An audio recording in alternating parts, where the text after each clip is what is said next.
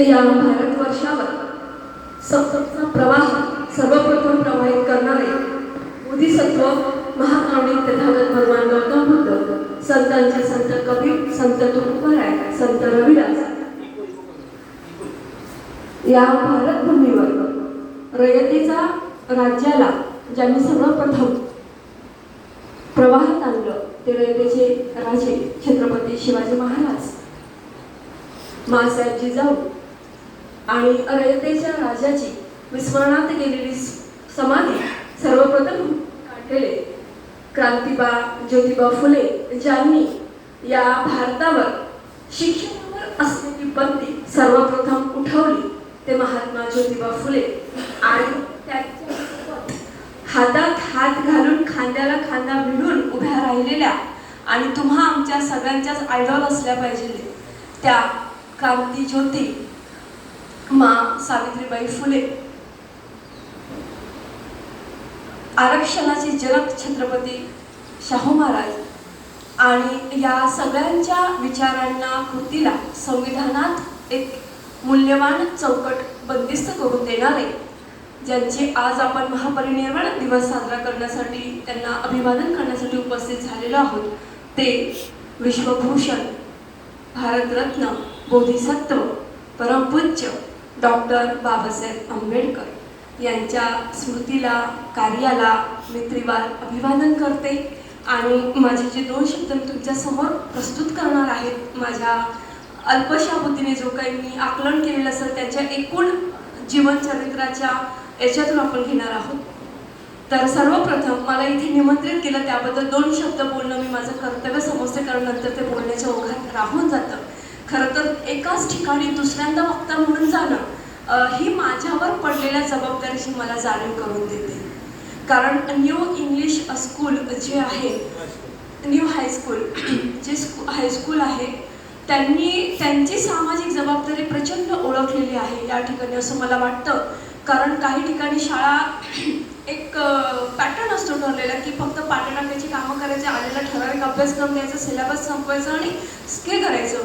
पण खरोखर शाळांचा, शिक्षकांचा सामाजिक उभारणीमध्ये सहभाग कसा असतो तो मला ह्या शाळेमध्ये दुसऱ्यांदा आल्यावर कळतं. मग इथल्या ज्या प्राचार्य आहेत, लोहार मॅडम जे अजून आलेल्या नाहीत, त्यांच्याशी माझा मागच्या वर्षी झालेला परिचय, उपप्राचार्य सुरत मॅडम यांच्याशी आपला झालेलं आमचं छान डिस्कशन, आणि माझ्या बंधूप्रमाणे असलेले वाघ सर जे मला पुन्हा इथे घेऊन आले आणि एकदम ओघवतं सूत्रसंचालन करणाऱ्या बाई, तुम्हाला सगळ्यांचं खरं तर मी ते कौतुकच केलं पाहिजे. आणि तुम्हाला सगळ्या विद्यार्थिनीचं की तुम्ही मला इतका वेळ थांबलेला आहात माझं ऐकण्यासाठी की मी काय बोलणार आहे वगैरे वगैरे. माझं कौतुकाचं केलेला वर्षाव जो आहे तो मी जबाबदारीने स्वीकार करते. कारण एक व्यक्ती म्हणून तुम्ही डे बाय डे इव्हॉल्व होत गेलं पाहिजे, डे बाय डे प्रोग्रेस होत गेलं पाहिजे. आणि मला वाटतं ही जाणीव मला यातनं होत गेलेली आहे. त्यामुळे तुमची मी आगाऊ धन्यवाद मानते. तर आपण येऊयात डॉक्टर बाबासाहेब आंबेडकर यांच्या महापरिनिर्वाण दिनाच्या सेलिब्रेशनसाठी. आय गेस सगळ्यांना मराठी कळते ना. महापरिनिर्वाण दिन हा शब्द चौजड वाटतो बऱ्याचदा. हे काय आहे, तुमचं काहीतरी वेगळं असतं का? महापरिनिर्वाण, ज्या व्यक्तींनी त्यांच्या हयातीमध्ये आपल्या एकूण समाजाचा उद्धार व्हावा. आपण सगळे बिलॉंग करतो कुणाला? आपापल्या कम्युनिटीजला बिलॉंग करतो. एका आपली प्रगती झाली म्हणजे आपल्या एका समूहाची प्रगती झाली असं आपण समजतो का? नाही समजत, नाही समजत. माझी प्रगती झाली, मी 4 बंगले बांधणार, 4 गाड्या घेणार, एक फार्म हाऊस बांधणार, माझी प्रगती झाली, माझ्या समाजाशी मला काही घेणं देणं नाही. पण जी व्यक्ती स्वतःची प्रगती झाल्यानंतर तिच्या समाजाची प्रगती करण्याकरता कष्ट करते, मेहनत घेते, दिवस रात्र झिजते, त्या व्यक्ती जेव्हा आपल्यातून निघून जातात त्यांच्या निर्वाणाला, निर्वाण म्हणजे जाणं, त्यांच्या निर्वाणाला महापरिनिर्वाण असं म्हटलं गेलेलं आहे. तो हा महापरिनिर्वाण दिवस आहे. ह्याला काही वेगळ्या शब्दाचा अर्थ आपण घेऊ शकत नाही. तर डॉक्टर बाबासाहेब आंबेडकरांनी दिवस रात्र तेजा समूहातून येतात, तेजा भारत नावाच्या राष्ट्रातून येतात, त्या राष्ट्रासाठी ते खपले, खचले, झिजले, रडले, म्हणून त्याचा महापरिनिर्वाण दिवस आपण करतो.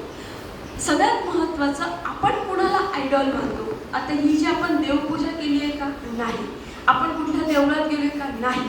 डॉक्टर बाबासाहेब आंबेडकर म्हणजे उद्धार केला त्यांनी, काही जादूची कांडी फिरवली का? नाही. डॉक्टर बाबासाहेब आंबेडकर तुमच्या माझ्यासारखे हाडाचे मांसाचे माणूस होते. कित्येक वेळा इथल्या व्यवस्थेने त्यांना अपमानित केलं होतं. आता बाईंनी आपल्या समोर सांगितले काय व्यवस्था होती. फक्त 100 वर्षापूर्वीचा भारताचा इतिहास आहे की तुम्हाला अस्पृश्य म्हणून तुमची सावली विशिष्ट लोक अंगावर पडून घेत नव्हते. तुम्ही रस्त्यावरून चाललात म्हणून त्या रस्त्यावरची पदचिन्ह पुसली जात होती. इमॅजिन करा. तुम्हाला मंदिरात प्रवेश नव्हता. इमॅजिन करा. तुम्हाला म्हणजे काय फक्त दलित समूहाला? दलित म्हणजे कोण? दलित म्हणजे कोण? दलित म्हणजे सगळा दलित शोषित समाज ज्याला सामाजिक समताच नाहीये. आणि सावित्रीबाई फुले बाबासाहेब त्या म्हणतात स्त्रिया ह्या दलितांमधल्या दलित आहेत. स्त्रियांना वर्णच नाहीये, त्या अवर्ण आहेत. जे 4 वर्णाची जी हिंदू मायथॉलॉजी प्रमाणे, हिंदू शास्त्राप्रमाणे 4 वर्ण जे केले, 5वा वर्ण जो क्षुद्रांचा मांडला त्याच्यामध्ये स्त्रीला वर्णच नाही दिले. माहिती का तुम्हाला? तुम्ही जेव्हा तुमच्या इतिहासाची पाळंमुळं खोलणार, गेस करणार, फावडं घेऊन, विचारांचा फावडा घेऊन, शिक्षणाचा हत्यार घेऊन, तेव्हा तुम्हाला कळेल की माझी आजी कुठे होती, माझी पणजी कुठे होती, मी कुठून कुठे आली आहे. आणि जेव्हा समाजाला स्वतःचा इतिहास कळतो ना, तो समाज क्रांती करतो. समाजाचा इतिहास तुम्हाला कसं असतं, प्राईड येतो. प्राऊड असतो एक प्राऊड. माझा पप्पा, माझे वडील जर नाक्यावरती चपला टाकायचे काम करतात, मला प्राऊड येईल. मी काय म्हणू? गर्व से कहो. मी कशाला गर्व म्हणू? नाही येत मला गर्व. माझा गर्व हिरावून कोण घेते? मला गर्व कोण देते? इथली व्यवस्था. डॉक्टर बाबासाहेब आंबेडकरांनी जेव्हा इथल्या अनटचेबल्स, शूद्र म्हणजे टोटल ओबीसी, बरोबर का? तुम्हाला मी आता थोडं सांगेल. शूद्र म्हणजे टोटल ओबीसी. छत्रपती शिवरायांचा समाज सुद्धा शूद्र गणला गेला होता, म्हणून त्यांच्या राज्याभिषेकाला परमिशन दिली नव्हती. त्यांच्या राज्याभिषेकासाठी गागा भट्टांना काशीवरून बोलवावं लागलं होतं, कितीतरी होणांची दक्षिणा म्हणजेच लाच देऊन. आणि छत्रपती शिवाजी महाराजांना झालेला अपमान सहन झाला नव्हता, म्हणून त्यांनी दुसऱ्यांदा राज्याभिषेक करवून घेतला होता, स्वतःला राजा म्हणून घोषित केलं होतं. हा इथल्या व्यवस्थेच्या छाताडावर दिलेला पाय छत्रपती शिवाजी महाराजांनी पहिल्यांदा दिला होता. ह्या भारतामध्ये फक्त इंग्रज आले ना आपण गुलाम झालो असं नाही. आपण गुलाम होण्यासाठी जन्माला आलो होतो. कारण आपल्याकडे शक, हुन, फ्रेंच, डच, पोर्तुगीज, मोगल, तुर्क, तुघलक अशी कित्येक परकीय राजकीय आक्रमण आले, राज्य केलं, भारताला लुटलं आणि ते गेले. भारत फक्त इंग्रजांनीच लुटला का? नाही. भारत जेव्हा सोने की चिडिया म्हटलं जात होतं, तो फक्त मौर्य काळ आणि गुप्त काळामध्ये होता. तदनंतर भारतामध्ये परकीय आक्रमणाची लाट सुरू झालेली होती. हा इतिहास आपण वाचला पाहिजे. डॉक्टर बाबासाहेब आंबेडकरांनी जेव्हा ह्या इथल्या अनटचेबल्स म्हटल्या जाणाऱ्या समूहामध्ये जन्म घेतला, तर इंग्रज आल्यामुळे तिथल्या लोकांना, बघा आपण सिस्टममध्येच नव्हतो, शूद्र सिस्टीममध्येच नव्हते, अनटचेबल सिस्टीममध्येच नव्हते. सिस्टीम म्हणजे काय? इथली व्यवस्था. व्यवस्थेच्या बाहेर तुम्हाला फेकलं गेलेलं होतं. स्त्रिया तर कुठेच नव्हत्या. मग त्या सिस्टीममध्ये इंग्रजांनी काय केलं? इंग्रज काही खूप चांगले होते म्हणून त्यांचा गुणगौरव मी करत नाहीये, पण इंग्रजांनी काय केलं होतं की त्यांच्या सिस्टीम चांगली लोकांपर्यंत पोहोचावी, त्यांना राज्य करणं सोयीचं व्हावं, यासाठी त्यांनी इथल्या लोकांना त्या शिक्षण देऊन त्या प्रवाहात आणण्याचा प्रयत्न केला, त्यांची राज्यव्यवस्था मजबूत व्हावी म्हणून. आणि म्हणून त्यांनी सैन्यात सुद्धा बऱ्याच लोकांना प्रवेश दिला.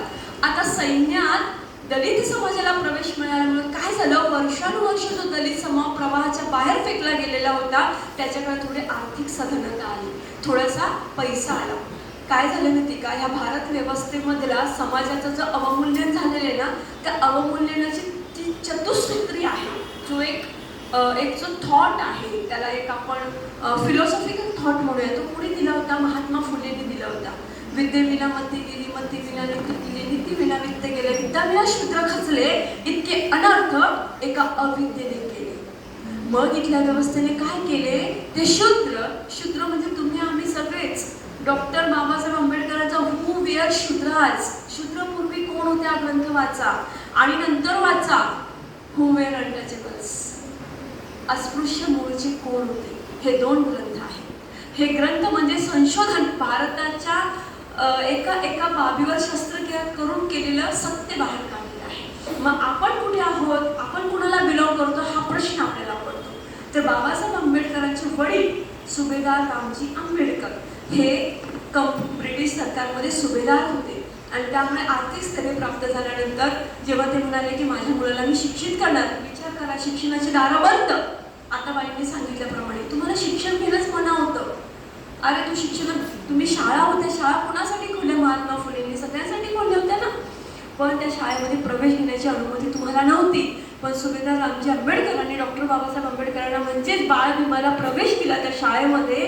पण इमॅजिन करा, हा फळ आहे, हे शिक्षक आहेत आणि एक विद्यार्थीला परमिशन कुठे मिळते बसायची? तिथे. याला काय म्हणतात? डिस्क्रिमिनेशन्स, भेदभाव. तुम्ही करा बरं इमॅजिन, बाईला पाळी आली तर तिला प्रत्येक घरामध्ये वेगळं बसवलं जातं. तू याला हात लावू नको, त्याला हात लावू नको, हे पण डिस्क्रिमिनेशनच आहे. म्हणता का तुम्ही याच्यावर प्रश्न उपस्थित करता का? नाही करत.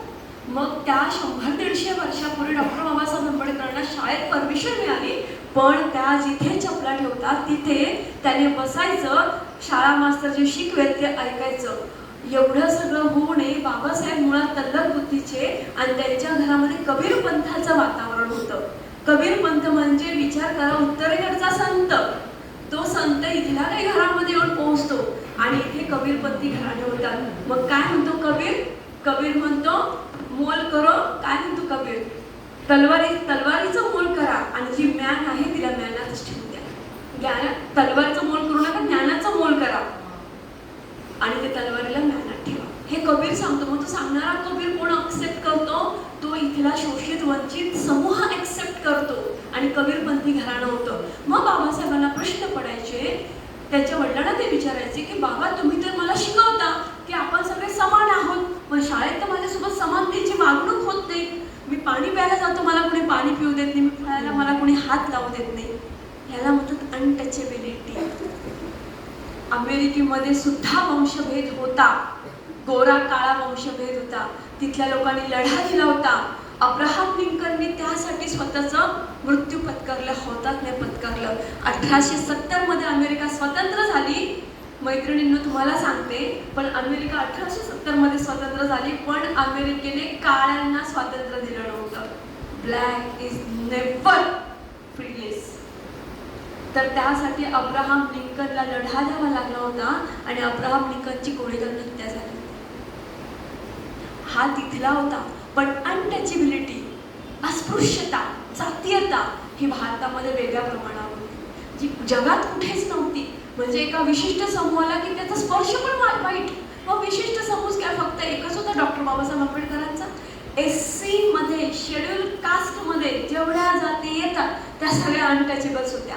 त्याच्यानंतर ST शेड्यूल ट्राईबमध्ये जेवढ्या जाती होत्या तो आपल्या समाजाचा इतिहास तपासून पहा. आणि NT नॉर्दर्न ट्राईब ते तर कुठेच नव्हते ह्या समूहामध्ये.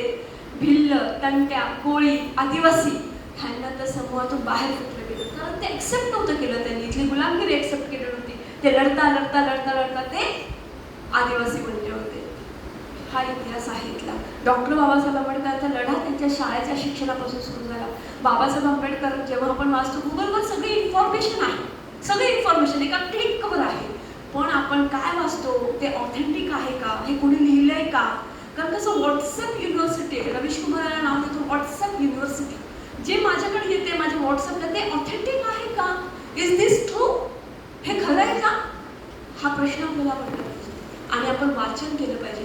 बाबासाहेब आंबेडकरांचं एक खूप फेमस कोट आहे की I measure the progress of community by the degree of community which women have achieved.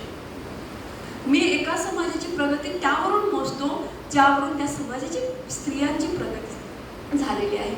कुठल्या महापुरुषाने, कुठल्या धर्माने स्त्रीला असं समानतेच्या वळणावर आणून ठेवलेले कुणीच नाही. तुम्ही कुठल्या समाजात, आज मला हक्क आहे, आज माझ्या नवऱ्याशी भांडणार, आज माझ्या सासरशींची भांडणार, माझ्या आईशी भांडणार, माझ्या भावाशी भांडणार, की मला पण सिमिलर राईट्स आहे दॅट यू हॅव, जे तुला आहे. पण हे हक्क मला दिले कोणी? हक्क मला दिले कोणी?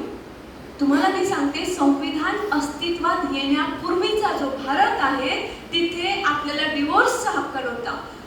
जी मुलगी दिली ती मेली, तेरी डोली गई अब तेरी अर्थी आएगी, ह्या खुळचट कल्पना होता, खुळचट म्हणते मी त्याला.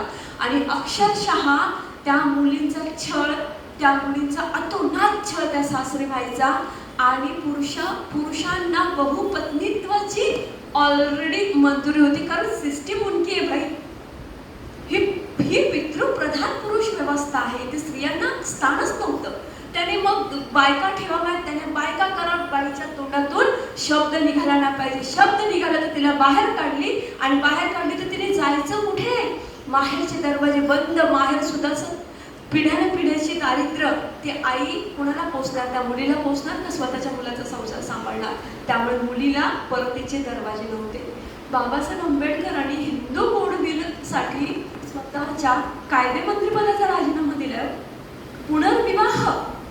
पुनर्विवाह आज डिवोर्स आणि पुनर्विवाह साधी गोष्ट वाटते आपल्याला, की एका मुलीचा डिवोर्स होतो, नाही पटलं ती परत आली. पण ह्या ज्या एका रिजनमध्ये आपण जातो, ज्या भारत नावाच्या उपखंडात आपण राहतो, तिथे स्त्रियांचा पुनर्विवाह आजही स्वीकारला जात नाही सर. म्हणजे विधवा झालेल्या स्त्रीने काय करायचं माहितीये का? तिचं मूल घ्यायचं आणि त्या मुलावर तिने आयुष्य काढायचं. पण तिने तिच्या पाठीमागे असलेल्या 1760 नजरा पण झेलायच्या, की ते कुटुंबातलेच असतात महानालय तिच्याकडे बघणारे वाईट दृष्टीने. पण तिने रीतसर पुनर्विवाह करायचा नाही. तिने जर पुनर्विवाह केला तर ती वाईट चालेल. 10 नवरे करते काय? हा समज आहे आजच्या पण युगामध्ये. ते बाबासाहेबांनी हिंदू कोडबिलामध्ये इनबिल्ड केलं आणि स्त्रियांना हक्क दिले, प्रॉपर्टीचा हक्क दिला. स्त्रियांना प्रॉपर्टी होती का? आज तरी कित्येक आपण शिक्षित आणि एज्युकेटेड आणि आपण नोकरदार महिला आहोत. मला सांगा, आपल्या 10 पैकी 2 जणींच्या नावावर पण 7-12 नसेल. 7-12 म्हणते बरं का मी, 7-12 प्रॉपर्टी नाही.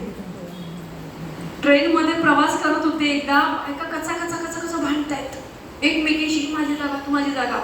एकच शब्द म्हटलं, ही जागा थोड्या वेळापुरते, घराचा कोपरा तरी तुमच्या नावावर आहे का? भांड्यांवर तरी नाव असतं का तुमचं? असतं का? कधी जाऊन बघा. फ्लॅट जेव्हा घेतो तर कोअप्लिकेंट असणं वेगळं, नवऱ्यासोबत कोअप्लिकेंट असणं वेगळं. प्रॉपर्टी, कॅन यू थिंक तुमच्या नावावर प्रॉपर्टी? फार कमी महिन्याच्या नावावर प्रॉपर्टी. तुमचा जमिनीचा 7-12चा तुकडा तुमच्या नावावर नाहीये. कुठे आहात तुम्ही? आणि आम्ही म्हणतो आम्ही स्वातंत्र्य झालोय.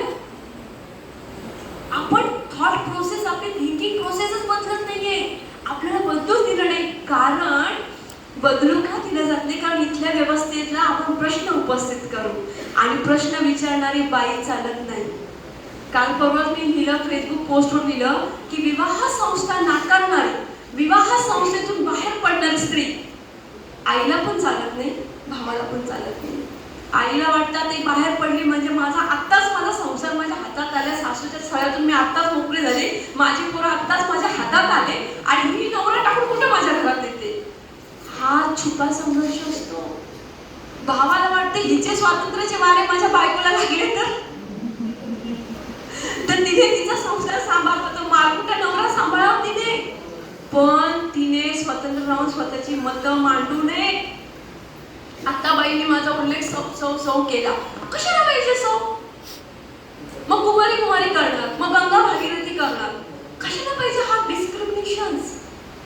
जेव्हा आपण ह्याला नाकारू तेव्हा खरी समजा अस्तित्व देईल ना. आणि हे प्रश्न घरातून उपस्थित झाले पाहिजे. 20 वर्षापूर्वी माझ्या वडिलांना जेव्हा मी प्रश्न विचारायचा तेव्हा वडिलांना म्हणायचं, ताई तू फार पुढचा विचार करतेस. पण आज मला थँकफुल की त्या विचारांप्रती मी वाटते की आज मी ते जगतेय. आणि मी जे काही मी जगते त्याला मला प्राऊड आहे. आणि तुम्ही जेव्हा तुमची जी थॉट प्रोसेस आहे, तुमची लिव्ह ऑफ लाईफ जी आहे, तुमचं वे ऑफ लाईफ जे आहे ना, जेव्हा तुम्ही जगता आणि त्याच्यावर प्राऊड फील करता ना, तेव्हा सुद्धा क्रांती घडली होते. आणि हा हक्क बाबासाहेबांनी आपल्याला दिलेला आहे, हे विसरता कामा नये. डॉक्टर बाबासाहेब आंबेडकरांना एका ठराविक कॅटेगरीमध्ये कोंबड्याचं काम इथल्या व्यवस्थेने केले, दलितांची कैवारी. आणि तुमच्यासारखे शिक्षक आमच्या काळी नव्हते, त्यामुळे आमच्यापर्यंत खरे बाबासाहेब तेव्हा पोहोचले नव्हते. डॉक्टर बाबासाहेब आंबेडकरांचा राष्ट्र निर्माणातील योगदान इतका मोठा आहे की अभ्यास आपण केला पाहिजे. बाबासाहेब जेव्हा 1920 मध्ये स्वतःचं शिक्षण घेऊन 32 डिग्र्या त्यांनी अचीव केल्या. किती? 32 डिग्रीज. पहिली डिग्री त्यांनी अचीव केली इकॉनॉमिक्स मध्ये कोलंबिया युनिव्हर्सिटी मधून. त्या थिसिसचं नाव होतं प्रॉब्लेम ऑफ रुपयाचा प्रश्न. विचार करा, भारतासारख्या देशामध्ये इकॉनॉमिक्सवर बोलणारा कोणी नव्हतं. इकॉनॉमिक्सवर पैशाचा प्रश्न जो बाबासाहेबांनी लंडनच्या स्कूल ऑफ इकॉनॉमिक्समध्ये शिक्षण घेतलं, प्रबंध लिहिला, तो प्रबंध सादर केला आणि इंग्रज सरकारचे धाबे दणाणले. कारण इंग्रज सरकार जे शोषण इथल्या अर्थव्यवस्थेचं, इथल्या स्मॉल शॉपकीपरचं जे शोषण करत होती इंग्रज सरकार, ते तिथे बाबासाहेबांनी मांडलं की इथे रुपयाचं अवमूल्यन केलं जाते. तो थिसिस त्यांनी तिथे लिहिला. त्या थिसिसला मान्यता मिळत नव्हती, बाबासाहेबांना भटकावं लागलं त्यासाठी. आणि नंतर तो कोलंबिया युनिव्हर्सिटीने त्यांना तो अप्रूव्ह केला तो थिसिस. आणि त्या थिसिसवर, त्या प्रॉब्लेम ऑफ रुपी नावाच्या ग्रंथावर, प्रबंधावर स्थापना झाली ती RBI, रिझर्व्ह बँक ऑफ इंडियाची. की कसं असलं पाहिजे. बाबासाहेबांनी पहिला थिसिस लिहिला कास्ट इन इंडिया. मार्क्स सांगतो भांडवलदार, मार्क्स सांगतो गरीब श्रीमंत, बाबासाहेब सांगतात की ते जाती आहेत. हो, इथे जाती आहेत. तेरी जात कौन सी आहे, मेरी जात कौन सी आहे. ह्याच्यावर पहिला प्रश्न उपस्थित केला तर डॉक्टर बाबासाहेब आंबेडकरांनी. कारण व्यवस्था इंग्रजांनी आणली का? नाही. वर्ण इंग्रजांनी आणली का? नाही. उलट इंग्रजांच्या काळात लिबरल झालेल्या शिक्षण व्यवस्थेमुळे अनेक समूहांनी शिक्षण घेतलं, परदेशी गेले. परदेशी असलेल्या लोकशाहीचं वातावरण बघून इथले लोक, इथला जो तरुण वर्ग भारावून गेला आणि म्हटलं परदेशात जर लोकशाही आहे तर भारतात का नाही. आणि तेव्हा स्वातंत्र्य चळवळ जोमात उभी राहिली. बाबासाहेबांनी जे लढे दिले ना मैत्रिणींनो, ते स्त्रियांसाठी सुद्धा लढे दिले. 1920 मध्ये भारतात आल्यानंतर त्यांनी अनेक वर्तमानपत्र सुरू केली. तुकोबारायांचे शिक्षण मांडून, त्यांनी त्यांचे ग्रंथ, त्यांचे जे लिखाण आहेत ते मांडून त्यांनी पत्रकारितेला सुरुवात केली. निशंक तोंड बडविले असं म्हणून त्यांनी सुरू केलं त्या गाथेने. आणि तुम्हाला सांगते, महाडचा चौदार तळ्याचा सत्याग्रह पाण्यासाठी केलेला जगातला हा पहिला सत्याग्रह होता. पाणी, तुम्हालाच पाणी विकत मिळते का? 10 रुपयाचं एका बॉटल. कोणी म्हणेल का आमच्याकडचं पाणी पिऊ नका? कोकणात ज्यांची गावं असतील ना, त्यांनी थोडंसं अनुमान करावं आणि त्यांनी थोडंसं ॲनालिसिस करावं की तिथे आजही काही घरांमध्ये, काही लोकांसाठी वेगळी कपं असतात. आणि शिकलेली लोक गावाला जातात ते पाळतात का? आपण जर समान आहोत, यू अँड मी, आपण माणूस आहोत, मानव प्राणी आहोत ना. आपल्यामध्ये फक्त स्त्री आणि पुरुष हा 2च भेद आहे. सत्य जगणारे महाराज म्हणतात की 2च भेद आहेत, स्त्री आणि पुरुष. बाकीचे भेद पुस्तकाने निर्माण केलेले आहेत. मग पुस्तकं कोणती? याचा शोध आपण घेतलाय का? नाही घेतलाय. मग बाबासाहेबांनी 14 तळं म्हणजे इथले सार्वजनिक पाणवठे, सार्वजनिक विहिरी, सार्वजनिक तळे, ह्याच्यावर दलित, वंचित, शोषित समूहाला पाणी प्यायचा अधिकार नव्हता. जिथे पाणी गुरं, ढोरं, म्हशी पित होत्या, जिथे मलमूत्र विसर्जन करत होता, त्या ठिकाणी बाबासाहेबांच्या समाजामध्ये, या प्रोग्रेसिव्ह भारतामध्ये एका समूहाला पाण्याचा अधिकार नव्हता. त्यासाठी बाबासाहेबांनी पहिला लढा उभारला, महाडचा 14 तळ्याचा सत्याग्रह. तुम्हाला माहितीये, महात्मा गांधीच्या सविनय कायदेभंगाच्या चळवळीत जेव्हा स्त्रिया सामील झाल्या, त्याच्या आधी बाबासाहेबांच्या ह्या महाडच्या 14 तळ्याच्या सत्याग्रहामध्ये स्त्रिया सामील झाल्या. गावागावातून स्त्रिया आल्या आणि बाबासाहेबांनी तिथे स्त्रियांसाठी वेगळी परिषद घेतली होती. तेव्हा बाबासाहेब काय म्हणाले होते माहितीये की जात व्यवस्था स्त्रीच्या पोटातून जन्म घेते. जात व्यवस्था स्त्रीच्या पोटातून जन्म घेते. कशी घेते? कारण विशिष्ट जातीच्या स्त्रीच्या पोटी जन्माला आलेला पुरुष जो असतो तो विशिष्ट जातीचाच घडला जातो.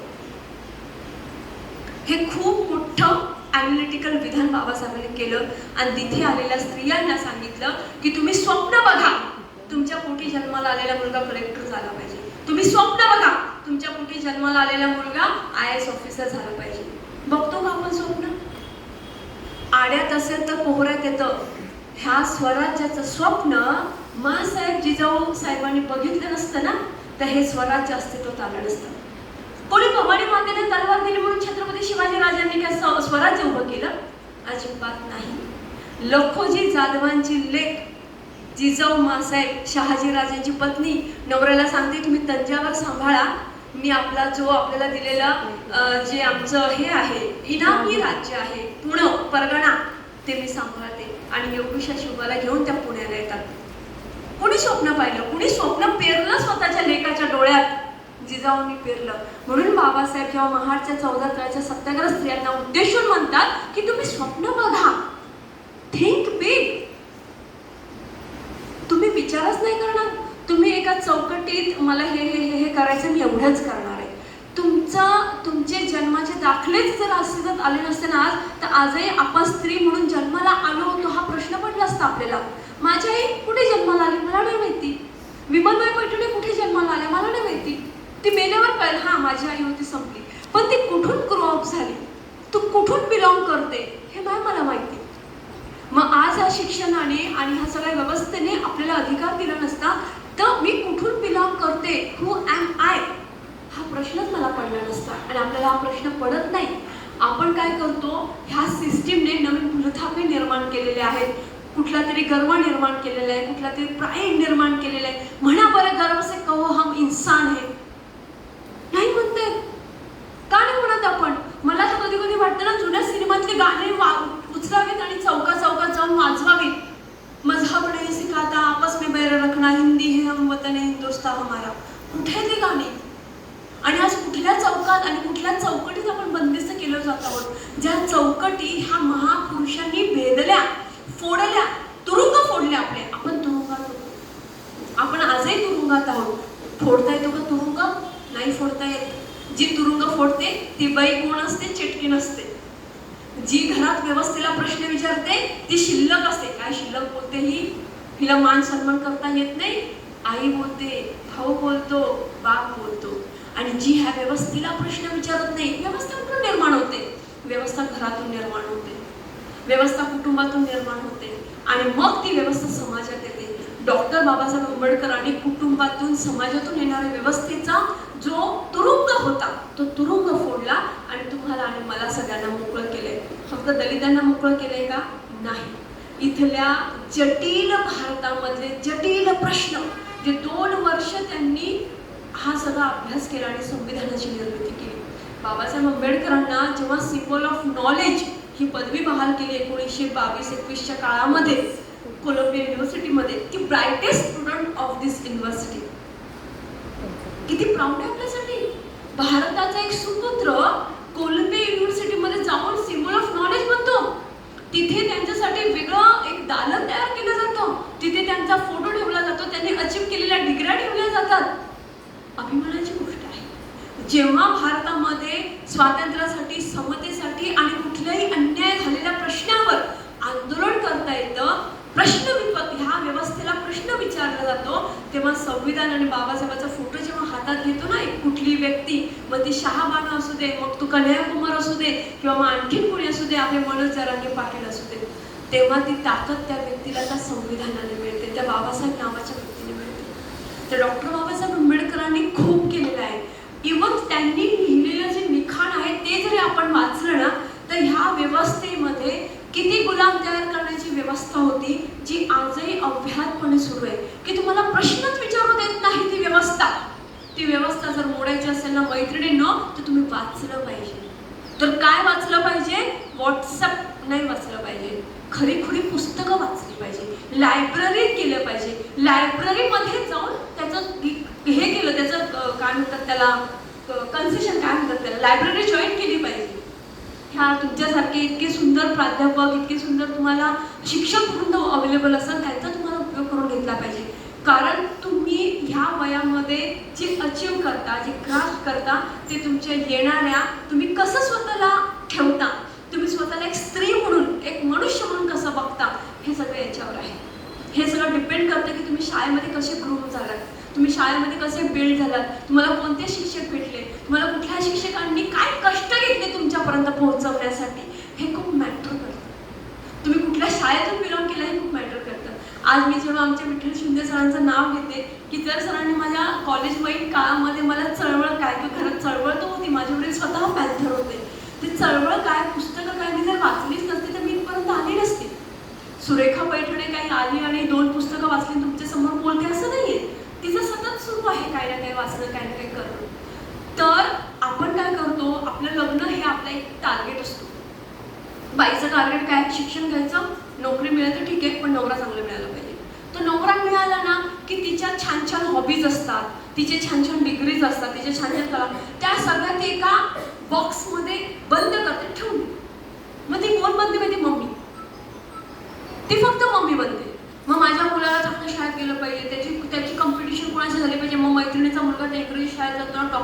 तिथे माझा मुलगा गेला पाहिजे. तिच्याशीच तिचं कॉम्पिटिशन. मुलगा एकदा 10वी झाला की मग तिच्या हातात काय होतं, मुलाचं लाईफ वेगळं होऊन जातं, मुलगा असो की मुलगी. मग त्यांच्या विश्वात तुम्हाला प्रवेश नाही. माझा मुलगा 21 वर्षाचा आहे, प्रवेश नसतो, डोर ब्लॉक असतात, नॉक करून जाता काय करते. हे तुमच्या आमच्या सगळ्याच घरामध्ये ही परिस्थिती आहे आणि ती तुम्हाला पण येणार आहे. तर त्यामुळे ना माझ्या इच्छा मैत्रिणी आहेत की काय करावं कळत नाही. आज आयुष्य नवऱ्याचे डबे मुलाचे डबे, नवऱ्याचे डबे मुलाचे डबे असे गेलेले असतात. हा उरलेलं काहीतरी किटी पार्टी, साड्या बिड्या, एवढंच आयुष्य असतं. मग करायचं काय. मग 40 नंतर आलेला जो एम्प्टीनेस असतो त्याचं करायचं काय. नवरा थांबत, त्याला 4 मित्र असतात, तो पेपर तरी वाचतो, नाक्यावर तरी जाऊन बसतो. ह्या बाईने करायचं काय. सासूची भांडणार काय, तर ती शांत झालेली असते, ही शांत झालेली असते. करणार काय. हाताशी संसार हा तिचा असतो ना. आता शी इज द क्वीन.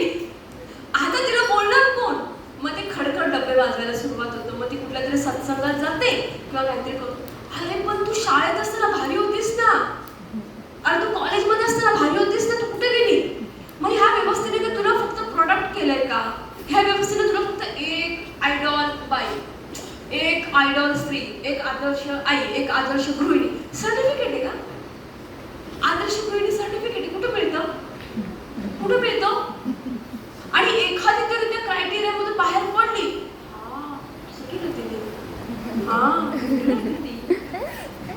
सिरियसली तुम्ही आम्ही गॉसिप करता. अरे ऍक्सेप्ट हर एलिजिबिलिटी, ऍक्सेप्ट हर फ्रीडम. सांगता आलं पाहिजे. मी सांगते, मी आहे सिंगल मदर, तुम्हाला येते सांगता नाही सांगते. म्हणून सांगते की तुम्ही जो तुमचा जगण्याचा मार्ग असतो त्याच्याबद्दल प्राऊड जेव्हा मार्ग अनुभवता, प्राऊड मी जे जगते ते इथल्या नीती मूल्यांना अनुसरून माझ्या कुटुंबाने दिलेले, माझ्या समाजाने दिलेले जे काही नीती मूल्य आहेत त्याला अनुसरून मी माझी वाटचाल करते आणि याचा मला अभिमान आहे. हे जेव्हा आपण एक्सेप्ट करू स्वतःला ना, तेव्हा तुम्हाला समाज एक्सेप्ट पण करतो. तुम्ही समाजाचा प्रोडक्ट आहात, तुम्ही तुमच्या कुटुंबाचा प्रोडक्ट आहात, पण तुम्ही समाजाला पण बदलू शकता, तुमच्या कुटुंबाला पण बदलू शकता. ते हे डॉक्टर बाबासाहेब आंबेडकरांनी केलेले आहे. ज्या समाजातून तुम्ही येतात त्या समाजाची तुम्हाला माहिती नसते. मी कुठून आली आहे, माझं कुळ काय मला माहिती नाही. जेव्हा जातीचा दाखला जात जेव्हा नमूद करायचा वेळ येते ना, तेव्हा कळतं अरे मी इथून आले का. पण मग ती लपवालपवी होते. IAS, UPSC, UPSC झालेले ऑफिसर सुद्धा त्यांना वाटतं की कळू नये मी कुठून येतोय. का लाज वाटू द्यायची. इथल्या व्यवस्थेने तुम्हाला लाज वाटण्याची व्यवस्था जर निर्माण केलेली असेल तर थ्रो अवे, लात मारा त्या व्यवस्थेला. त्या व्यवस्थेला लाज वाटली पाहिजे की त्याने तुमच्यासारखा हाडा मांसाच्या माणसाला डिस्क्रिमिनेशन करून बाजूला टाकले. हे काही संविधानाने नाही टाकले, इथल्या व्यवस्थेने टाकले. लोकांना वाटतं आरक्षण आरक्षण आरक्षण आरक्षण. आरक्षण इज नॉट अ गरिबी हटाव मुवमेंट माय डिअर. आरक्षण हे starting line, startup line grow करण्याची वेळ आहे. स्टार्टअप लाईन कशी. मी दलित आहे, मी OBC आहे आणि माझी मैत्रीण सोपळ उच्च वर्गातली आहे. तिच्या कुटुंबातून आलेला सोधरपणा, तिची गोरी चिकणी आजी इंग्रजी मराठी पेपर छान वाचते, माझ्या आजीला काय वाचताच येत नाही. कुटुंब व्यवस्था, तिच्या आजीला मराठी पेपर छान खणखणीत वाचता येतो, तिच्या आजीच्या बटव्यात 2-3 काजूचे दाणे असतात, बदामाचे दाणे असतात, माझ्या आजीकडे तंबाखूची पिशवी असते. हा फरक आहे, हा फरक आहे. इथून येते व्यवस्था, तुमच्या इथून येते व्यवस्था. आणि बाबासाहेब ज्या व्यवस्थेतून आले, ज्या कुटुंबातून आले, ज्या समूहातून आले, ज्या राष्ट्रातून आले, त्यांचं काय परिवर्तन त्यांनी केलं. आणि ज्या ज्या व्यक्तीने हा प्रयत्न केला, महात्मा फुलेने सुद्धा प्रयत्न केला. महात्मा फुलेने जेव्हा त्या वरातीतून बाहेर काढलं सवर्णांनी, ए माळ्याच्या पोरा चल बाहेर हो, तू सवर्णांच्या वरातीत यायचं नाही, तेव्हा महात्मा फुले म्हणाले की व्यवस्था मी बदलवी आणि पुन्हा या व्यवस्थेत मी जाणार नाही. ही क्रांती असते, ही क्रांतीची बीज. आणि हे जो म्हणतात ना ट्रिगर पॉइंट असतात तुमच्या लाईफमधले, तुमच्या डे बाय डेच्या लाईफमधले, हे ट्रिगर पॉइंट आपल्याला ओळखता आले पाहिजे. आणि आपण कोणाला फॉलो करतो, आपण कोणाला आयडॉल मानतो. डॉक्टर बाबासाहेब आंबेडकर जेव्हा संविधान सभेत जायचे, डिबेट्स चालायचे, बाबासाहेब आंबेडकरांची कोट, उंची उंची कोट ते घालायचे. का म्हणायचे की मी हाय लिव्हिंग हाय थिंकिंगवर बिलिंग करतो. माझ्या समाजाने आजपर्यंत अंगभर कपडा कधी परिधान केला नाही, पण मी त्याला शिकवणार आहे कसं राहायचं. आज आंबेडकरी समूहाची जी प्रगती आपल्याला दिसते ती फक्त धर्मांतर केलं आणि आरक्षण मिळाले म्हणून झाले का बंधूंनी बघितलं? अजिबात नाही. त्यांनी सगळ्यात अगोदर काय नाकारलं तर इथल्या व्यवस्थेची गुलामगिरी नाकारली, धर्मव्यवस्थेची गुलामगिरी नाकारली आणि त्यांचा जो उरलेला पैसा अडका तो कुठल्याही आपल्या नवसामध्ये किंवा काहीतरी गावाचं काही करावं लागतं अमुक त्याच्यात न जाता तो पैसा बचत झाला आणि त्या पैसा बचत होऊन त्यांनी त्यांच्या मुलाबाळांची प्रगती केली. SC मध्ये काय फक्त एकच समूह येतो का? 32 जाती आहेत, 32. तर मला असं वाटतं डॉक्टर बाबासाहेब आंबेडकरांच्या आजच्या महापरिनिर्वाण दिनी आपण त्यांचे अभिवादन करण्याकरता उपस्थित झालेलो आहोत आणि माझ्या थ्रू मी जे काही तुमच्यापर्यंत मांडले ते तुमच्यापर्यंत पोहोचलं असेल. कारण बाबासाहेबांचं कार्य फक्त अर्ध्या तासात तुमच्यापर्यंत पोहोचावं इतकं सीमित निश्चित नाहीये.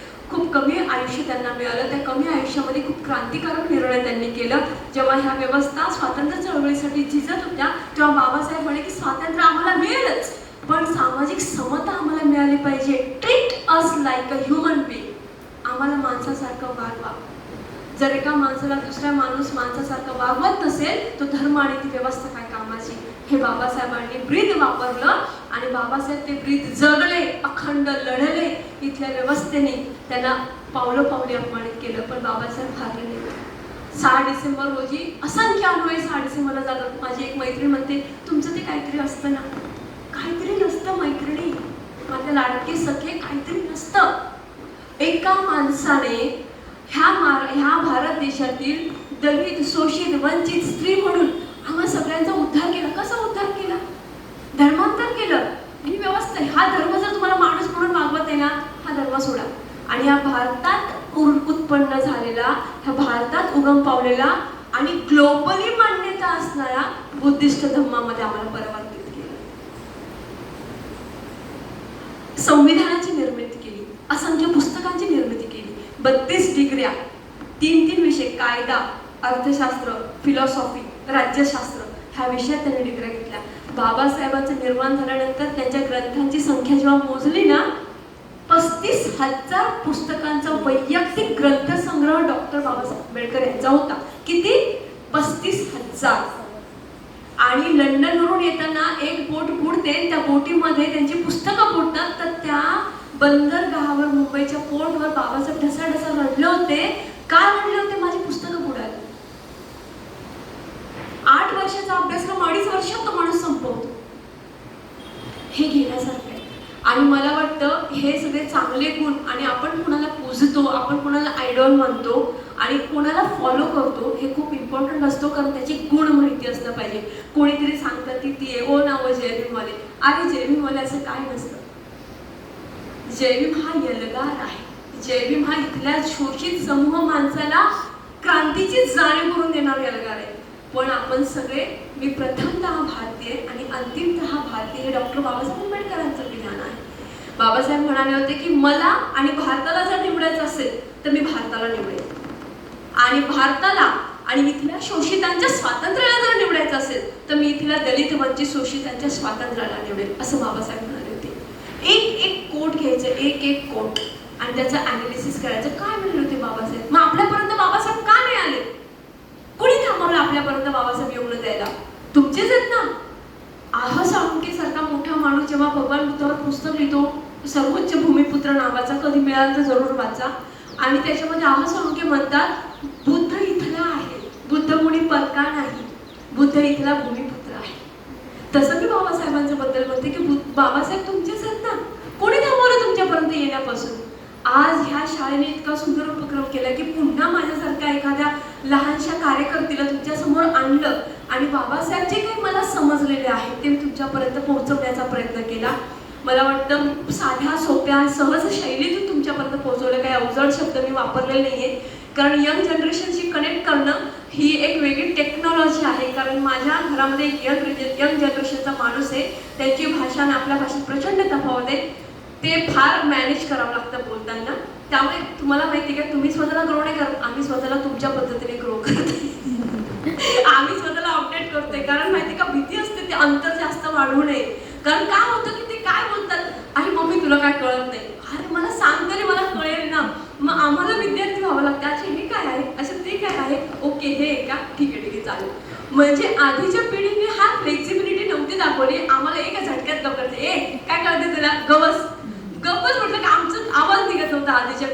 समोर. आणि आम्ही 80च्या दशकातली जी पिढी ना आपली सगळ्यांची, मला वाटतं ऑलमोस्ट आपण सगळे 40-45 50च्या दरम्यानच मॅडम, ह्या पिढीने स्थित्यंतरं बघितलेली आहेत. आणि स्थित्यंतरं म्हणजे की आम्ही तो पण काळ बघितलेला आहे, आम्ही हा पण काळ बघत आहोत. आणि we are very flexible you know. म्हणजे ही पिढी फार फ्लेक्झिबल आहे. आम्ही सगळ्यांना ॲक्सेप्ट करतो, आम्ही स्वतःला ग्रूम करतोय आणि स्वतःला आम्ही अपडेट करतोय नवीन टेक्नॉलॉजी भाषेमध्ये. तर मला वाटतं हा माझा मंत्र असेल तुमच्यासाठी, grow, update your self, always always and always. तर पुन्हा एक बार मी तुम्हाला बाबासाहेबांच्या महापरिनिर्वाण दिनी मी अभिवादन व्यक्त करते. आणि माझे 2 शब्द तुमच्यापर्यंत पोहोचले असतीलच असं मला आशा वाटते. त्यामुळे तुम्ही इथं मला पुन्हा एक बार बोलवलं मॅडम. आणि आपला स्नेह फार वृद्धिंगत झालेला आहे. त्यामुळे मला प्रचंड आनंद झाला तुमच्यासमोर बोलताना. कारण हे बोलणं झिरपत जावं आणि आपली ही माणूसपणाची साखळी ही वृद्धिंगत होत जावं असं मला वाटतं. त्यामुळे थँक्यू सो मच. तुमच्या गुणात तुम्ही काय. थँक्यू.